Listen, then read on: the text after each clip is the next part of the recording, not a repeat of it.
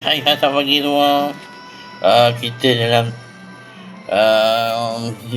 program hari Minggu, Sabtu kita ini, bas kita akan bertolak ke Ipoh dan ke Kuantan. Okey. Seperti biasa, kita punya aktiviti di Taman Gembira.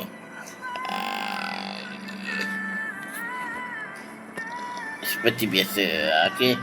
Sekarang bas dah boleh bergerak ke Ipoh.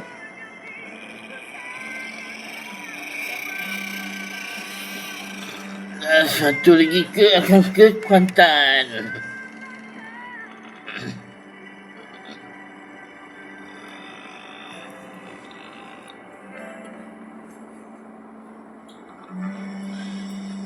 Kita kembali di Borak Selebriti bersama dengan Dina Nasi. Saya Falik dan 3 minggu ini kita ada Dalin Ngas.